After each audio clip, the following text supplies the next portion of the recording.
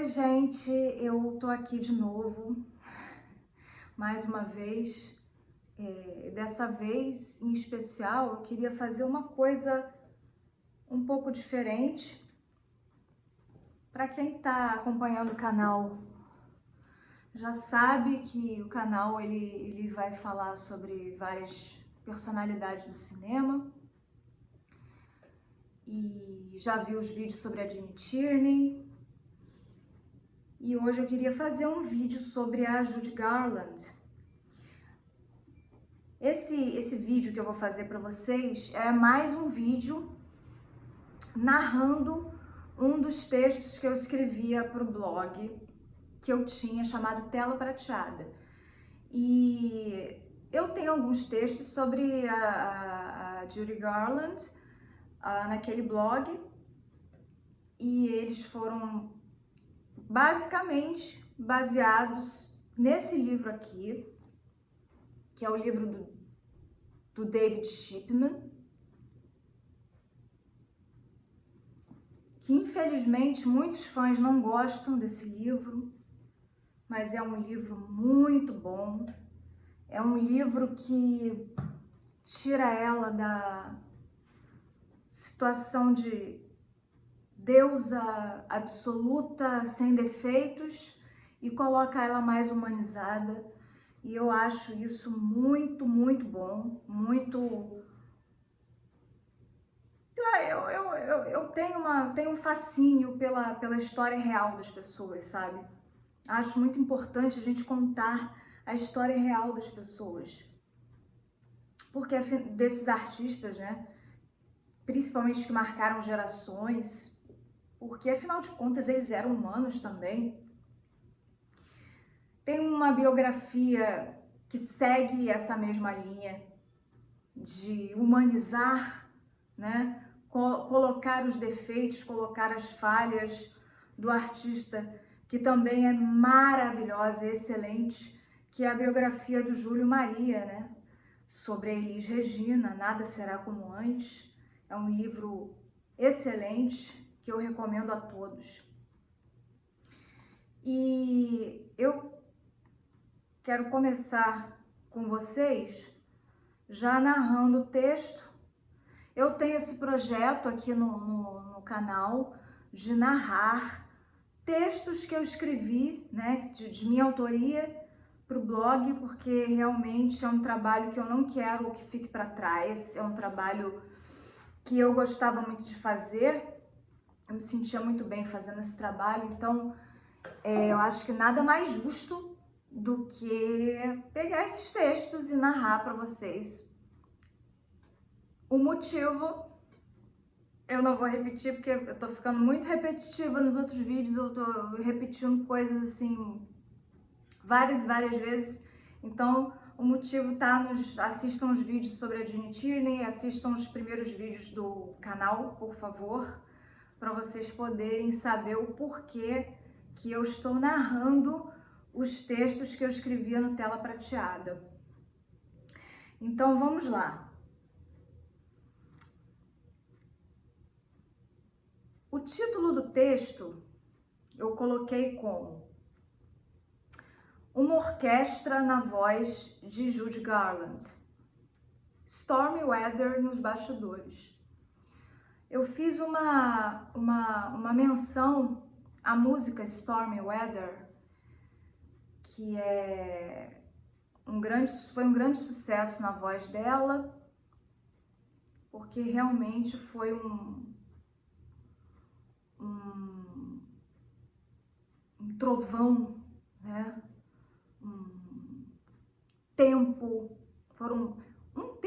Foram tempos pesados, né?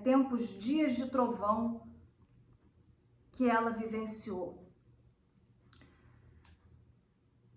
E o subtítulo, tinha um subtítulo chamado A Criança Encantadora se Recusava a Chorar.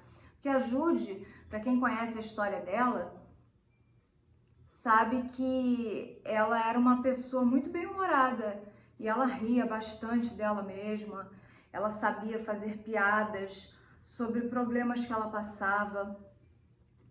Isso era de uma certa forma, uma qualidade. Eu acredito que isso seja uma grande qualidade num ser humano, né? Passar por coisas terríveis e saber brincar com isso, fazer piada com isso. Piada no bom sentido mesmo, né? Fazer brincadeiras com isso. Realmente é uma parte da... Quem fala muito isso é a Liza Minnelli, inclusive, né? Fala que a mãe dela, a Judy, ela tinha essa qualidade, né? Essa coisa especial de ser muito bem-humorada até nos tempos mais difíceis, né? Então, começando o texto, Judy, corpo e alma, música e lágrimas, misturando-se em canto e cinema. Um sorriso de menina, bonitinha, gordinha, cantando na chuva, singing in the rain. Retratos de uma adolescente espalhando-se pouco a pouco. Desde o singelo La Fiesta de Santa Bárbara, passando pelo dueto com a lírica de Anna Durbin em Every Sunday, em 1937, esta voz, que vem sabe-se lá de onde, explode nos ouvidos de premieres no mundo inteiro e, de repente, ela se torna parceira de Mickey Rooney, iniciando uma série famosa de musicais que incluem Babies in Arms, 1939, Babies on Broadway, 1941 e muitos outros filmes, como a série Andy Hardy, também ao lado do Mickey Rooney. Diana Durbin não durou muito na MGM, assinaria logo um contrato que lhe renderia por vários anos uma bela carreira em musicais e alguns dramas pela Universal Studio. Judy, 16 anos aproximadamente, tem apetite como a maioria das jovens de sua idade.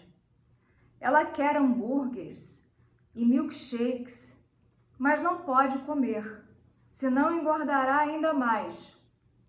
Além de tudo, Judy tem que ser uma boa menina e tomar suas anfetaminas todos os dias. Ajuda a manter o peso. E claro, como uma boa garota, precisa dormir cedo.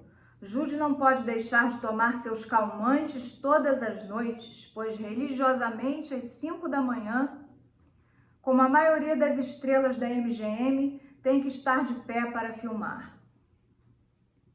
Agora imaginem esta vida para seus filhos. Imaginaram?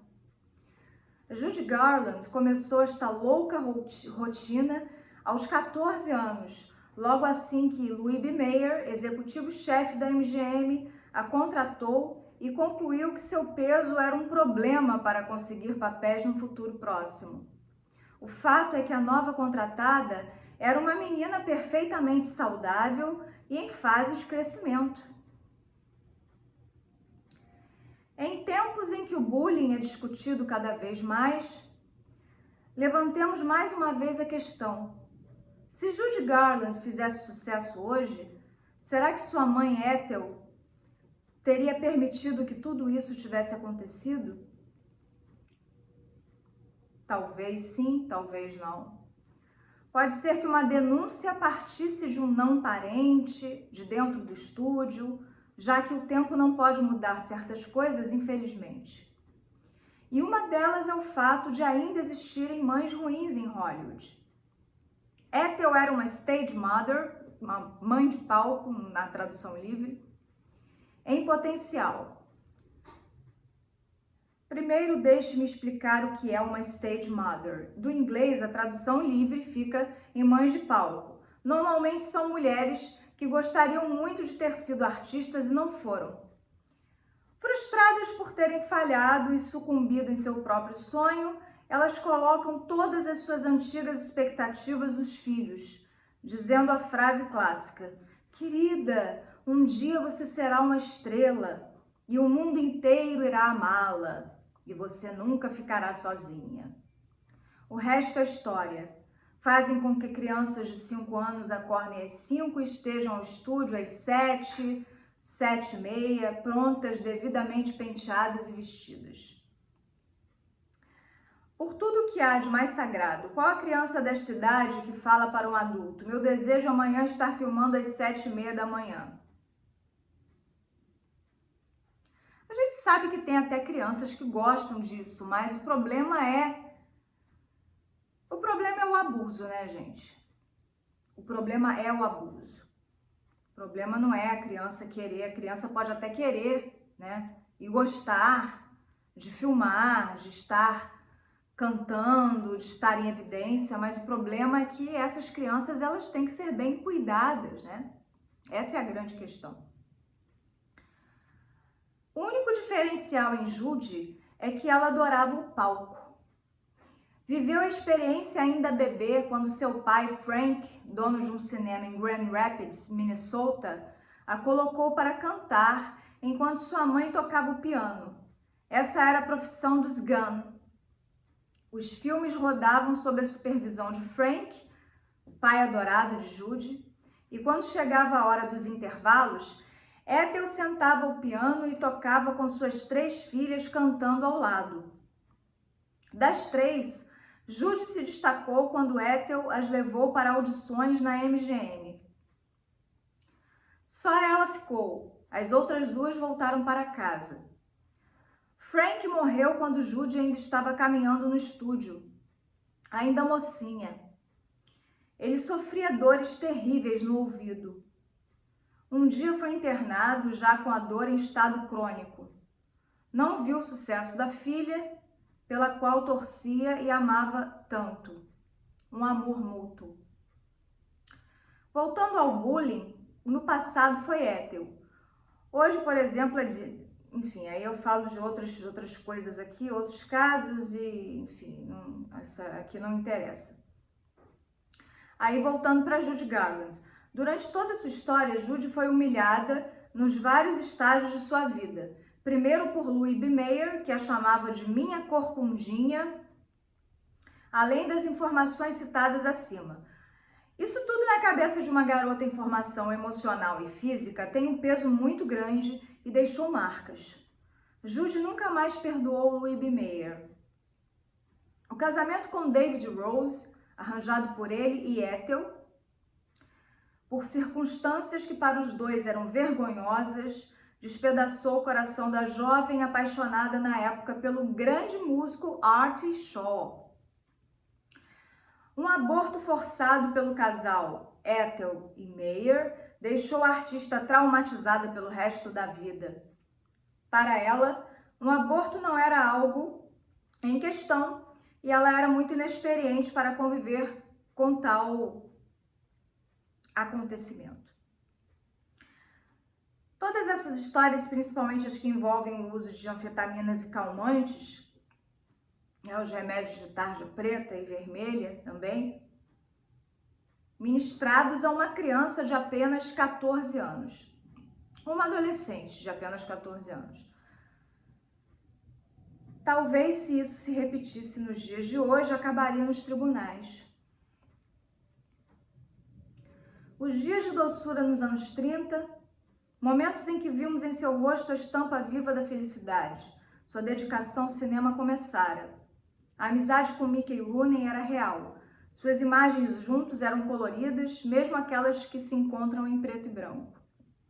Com a década seguinte, toques de realidade sombrios começavam a emoldurar seus dias, embora o público não notasse, através dos filmes e de músicas maravilhosas, as trilhas sonoras dos filmes. À medida em que a demanda por Judy foi aumentando, o inevitável aconteceu. Estressada, por volta de 1945, a atriz já se tornara dependente química dos remédios prescritos por gente do estúdio quando ainda tinha 14 anos. Os medicamentos a tornavam irritadiça e deprimida, a ponto de proferir insultos aos colegas, além das piadas de mau gosto. Coisas as quais falava descontrolada quando chegava ao estúdio, já contra a sua vontade. A menina dos anos 30 se fora. Com o tempo, o álcool foi adicionado às pílulas e sua vida se tornou um inferno. Por vezes, se trancava no camarim com medo de ver as pessoas e filmar pois achava-se incapaz. Um absurdo total, né? Uma ocasião, durante as filmagens de Agora Seremos Felizes, né, Meet Me in St. Louis, de 1944, sua companheira de cena, a atriz Mary Astor, entrou para falar com Judy e tentar convencê-la a sair, pois havia uma equipe enorme esperando por ela. Então ela disse: "Mas não posso, não sei cantar. Além do mais, não sou uma atriz de verdade." Mary Astor achou aquilo tudo um absurdo, afinal era Judy Garland, um talento em potencial. As duas tiveram uma conversa séria e depois de algum tempo, Garland saiu alegre, começando seu dia de trabalho. Apesar de se tornarem cada vez mais difíceis os dias de trabalho com Judy e a equipe de filmagem, muitos colegas eram generosos, pois sua fragilidade era visível. Apesar de ainda ser incrivelmente jovem para passar por todo aquele sofrimento, que incluía insegurança inesgotável com a aparência, aquilo era real. Tudo fruto dos absurdos que ouviu de Louis B. Mayer e a cobrança cruel dos remédios pesados que tomava há anos. Figura carismática e engraçada, adorava piadas e fazia amigos com facilidade. A alma alegre e moleca de Judy ainda estava ali. Entre um take e outro, arrancava gargalhadas de colegas e funcionários. Mas quem precisa de tanta beleza quando existe tanto talento? O artista se torna belo quando transpira a arte. Quando cantava, Judy se tornava a mulher mais bela do mundo. Suave e doce ao lado de seus parceiros no cinema, de repente se tornava a melhor mocinha dos musicais. Seu rosto jovem, cheio de vida, enchia as telas. E quando as câmeras davam close nos momentos em que cantava as mais lindas músicas de amor, era apaixonante. Quando dançava junto de Fred Astaire ou Gene Kelly, era a melhor bailarina, pois dançava com vontade. A paixão pela arte, e a mesma tão bem executada, a tornou singular, pois quem faz arte da forma que ela fez, apoteótica, traz uma luz no semblante difícil de explicar. E a beleza vem daí. Judy Garland passou por dificuldades em todas as fases de sua carreira. Em sua maior parte, uma crise de identidade que a acompanhou até o fim de sua curta existência. Na fase cinematográfica que durou até 1952, ano em que foi demitida pelo mesmo estúdio que a... Não posso falar o nome aqui, senão o YouTube corta. O mesmo estúdio em que passou aqueles remédios terríveis para ela, tinha que ser lembrada constantemente pelos colegas de seu talento, de que era alguém especial e única. Na fase dos concertos, depois da demissão, até mais precisamente, 1961, data do lendário e histórico show no Carnegie Hall, sentiu finalmente que todos estavam certos. O estúdio a massacrou tanto, presa nos corredores, camarins, que havia perdido o elo mais precioso, seu contato direto com o público através dos palcos. MGM que nada! Viva Judy! Gritava o povo, não o estúdio. E ela viu que sua voz não tinha limites, assim como nenhum artista tem. Caiu na estrada. London Palladium e o Palace são algumas das casas de shows que lotaram para vê-la. Porque todos a amavam. Ninguém queria saber como estava seu peso. O fervor e o carinho incondicional fez ressurgir a estrela que o estúdio não quis mais. Ela agora voltava a ser Frances Gunn, de Grand Rapids, que encantava um público diretamente, sem passar pelo crivo de um endocrinologista. Nesta fase, diria que a música que mais reflete seu estado de espírito é o tema do filme I Could Go On Singing. O tema do filme, de mesmo título. A TV também a acolheu e em 1963, a audiência de seus concertos se reuniu nos sofás da sala para assistir ao The Judy Garland Show, pela CBS, o CBS TV. Infelizmente, o programa só durou até 1964, outro golpe na vida de Judy, que amava fazer o show. Depois do cancelamento do programa, sua vida nunca mais foi a mesma e o público acompanhou seus últimos anos como não sendo dos mais felizes. The Judy Garland Show era espetacular. Reunia esquetes com atores de TV e antigos companheiros da MGM, como Mickey Rooney, que fez parte do primeiro episódio, e Ray Bolger, sensacional bailarino marcado para sempre na história do cinema como o espantalho de O Mágico de Oz. Cada episódio tinha um convidado. O de Mickey Rooney, por exemplo, reunia números musicais, histórias antigas da época em que trabalhavam juntos, apresentação de números de comédias, tudo voltado para o talento de Judy e seu convidado, pois o cenário era sempre simples e, apesar de mudar o fundo em algumas ocasiões, jamais cenário tentava parecer mais do que os artistas. Na abertura, tínhamos um medley com os maiores sucessos da carreira de Judy, executado por uma brilhante orquestra regida pelo maestro Mort Lindsay. Eis que surgia a incrível dona de todos os movimentos, com aquela voz, a própria orquestra em sua garganta, e abria o show da noite, semanalmente, cantando uma música alegre. Em 1969, Judy se foi, 47 anos, sem dinheiro, morando num apartamento muito simples, perto das condições financeiras que ela um dia teve.